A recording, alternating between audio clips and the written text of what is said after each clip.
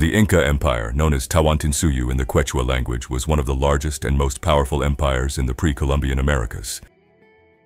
Spanning vast territories across modern-day Peru, Ecuador, Bolivia, Chile, Argentina, and Colombia, this empire was a marvel of organization, engineering, and governance. The key to the success and expansion of the Inca Empire was its formidable military force, the Inca warriors. These warriors were not merely soldiers, but were deeply woven into the fabric of Inca society, embodying the values, beliefs, and ambitions of their civilization. The origins of the Inca warriors are closely tied to the rise of the Inca Empire itself. The Incas were originally a small tribe that lived in the Cusco Valley of present-day Peru. According to Inca mythology, the founders of the Inca civilization were the children of the sun god Inti, who guided them to the valley. The legendary first Inca, Manco Capac, is said to have established the Inca state in the 13th century. As the Incas began to expand their territory, they encountered neighboring tribes and societies. These interactions were often hostile, necessitating the development of a warrior class capable of defending the Inca people and eventually conquering other tribes. The need for a strong military was apparent, as the Andean region was characterized by its rugged terrain, diverse cultures, and frequent conflicts over resources and land. The Inca army was initially composed of warriors from the local Cusco region, but as the empire expanded, it incorporated soldiers from conquered tribes. This practice allowed the Inca military to grow in size and diversity, with warriors bringing different skills, weapons, and tactics to the army. The incorporation of various ethnic groups also helped to integrate these groups into the Inca Empire, fostering loyalty through shared military service. The Inca military was not a standing army in the modern sense, but rather a force drawn from the general population when needed. Every able-bodied male was expected to serve in the army, typically between the ages of 25 and 50. The process of selection and recruitment was closely tied to the social organization of the Inca Empire, particularly the Ailu system. Ailu was a kinship group or community that formed the basic unit of Inca society. Members of an Ailu shared common ancestry, land, and responsibilities. When the Inca state needed to raise an army, each Ailu was required to provide a certain number of warriors. The local leaders, known as Caracas, were responsible for organizing the recruitment and ensuring that their Ailu met its obligations. The selection of warriors within an Ailu was based on several factors, including age, physical fitness, and previous military experience. Young men were often chosen to serve as warriors, as they were considered to be in their physical prime. Those with proven combat skills or experience in previous campaigns were also preferred, as they could serve as leaders or role models for less experienced soldiers. Once selected, the warriors would be assembled and sent to a central location where they would join other units from different Ailus.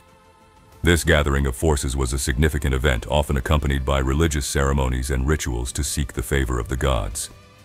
The warriors would then march to the site of the campaign, ready to defend or expand the empire. The training of Inca warriors was rigorous and designed to prepare them for the harsh realities of warfare in the Andean region. The Incas understood that their soldiers would have to fight in a variety of environments, from high-altitude mountain passes to dense jungles and arid deserts. As such, training emphasized physical endurance, adaptability, and discipline. From a young age, Inca boys were trained in physical activities that would prepare them for military service. Running was a particularly important skill, as the Inca Empire was vast and communication relied on chasqui, messenger runners, who could cover long distances quickly. Boys would participate in running races, often over difficult terrain, to build their stamina and speed. In addition to physical training, boys were taught the use of weapons. The Inca warriors used a variety of weapons, each suited to different types of combat.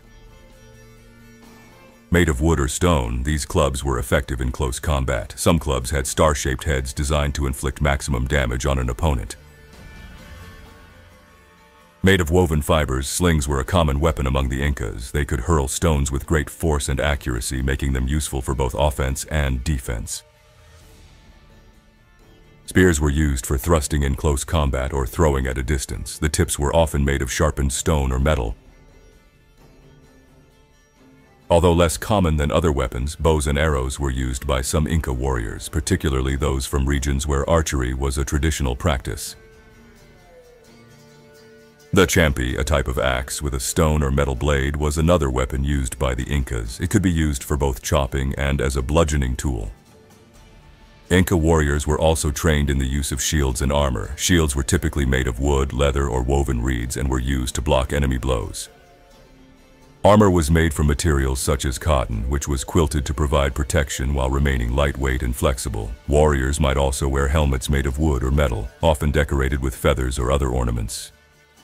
Training was not only physical but also mental. The Incas believed that discipline and obedience were crucial to military success. Warriors were expected to follow orders without question and to maintain their formation during battle. Those who disobeyed or deserted were subject to severe punishment, including execution. The importance of discipline was reinforced through religious and cultural teachings. The Incas believed that their warriors were fighting not only for their emperor but also for their gods. This belief imbued military service with a sense of sacred duty, motivating the warriors to fight with courage and determination. Inca warriors were not only fighters, they also played a variety of roles within the military and society at large. These roles included leadership positions, logistical support, and ceremonial duties. The Inca military was organized into a hierarchical structure with different levels of command. The highest-ranking military leaders were known as Apukuna or Sinchi, who were often members of the royal family or trusted nobles. Below them were regional commanders who led the armies in specific campaigns. Unit leaders, called Capac, were responsible for smaller groups of warriors. These leaders were chosen for their bravery, experience, and ability to inspire their men. They played a crucial role in maintaining order and discipline during battles. The success of the Inca military depended not only on the bravery of its warriors, but also on effective logistics. The Incas had a well-organized supply system that ensured their armies were fed, equipped, and sheltered during campaigns. Porters, known as chasqui, were responsible for carrying supplies, including food, weapons, and other essential items.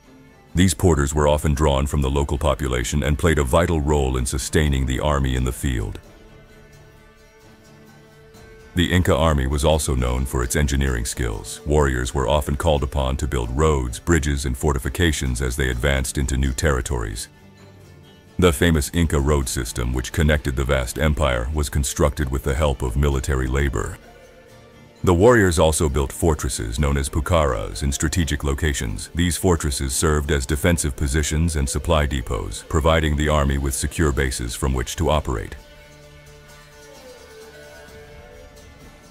Inca warriors were deeply involved in the religious and ceremonial life of the empire. Before going into battle, they participated in rituals and sacrifices to seek the favor of the gods.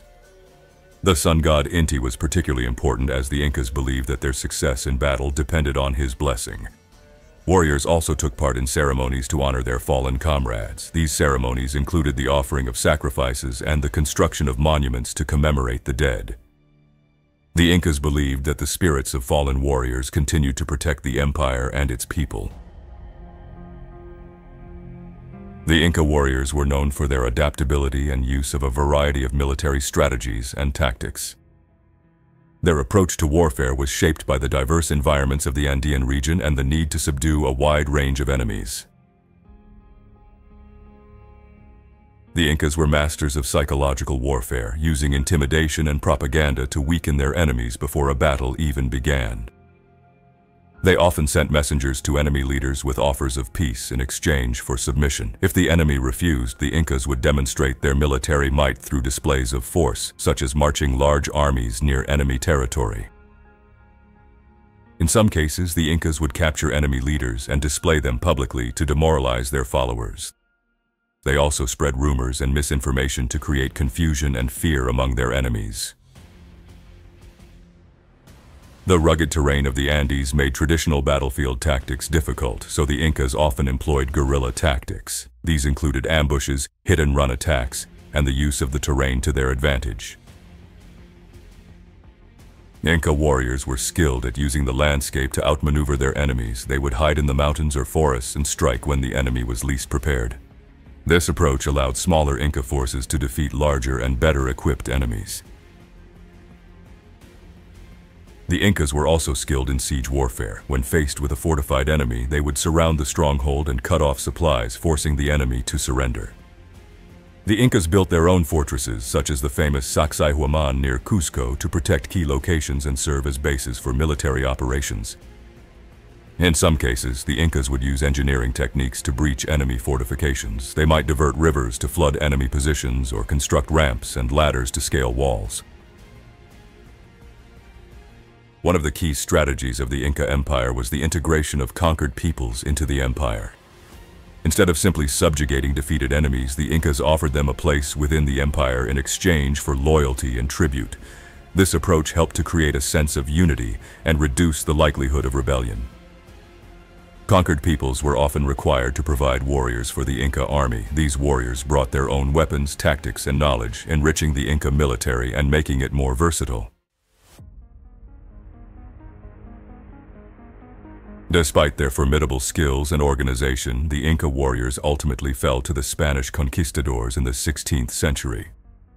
The Spanish, led by Francisco Pizarro, arrived in the Inca Empire in 1532 during a period of internal strife known as the Inca Civil War. This conflict between the brothers Atahualpa and Huáscar had weakened the empire and left it vulnerable to foreign invasion. The Spanish conquistadors had several advantages over the Inca warriors, including superior weapons such as firearms and steel swords, and horses, which the Incas had never encountered before. The psychological impact of these unfamiliar weapons and animals was profound, as the Incas initially believed the Spanish to be gods or supernatural beings. The Spanish also exploited the divisions within the Inca Empire, forming alliances with discontented tribes and factions. These allies provided the Spanish with valuable intelligence, manpower, and support, further weakening the Inca resistance. If there is no enemy within, the enemy outside can do no harm. In 1532, Pizarro captured the Inca Emperor Atahualpa at the Battle of Cajamarca, a decisive event that marked the beginning of the end for the Inca Empire. Despite efforts to resist, the Inca warriors were unable to overcome the technological and tactical advantages of the Spanish. The last Inca stronghold, Vilcabamba, fell in 1572, marking the definitive end of Inca resistance.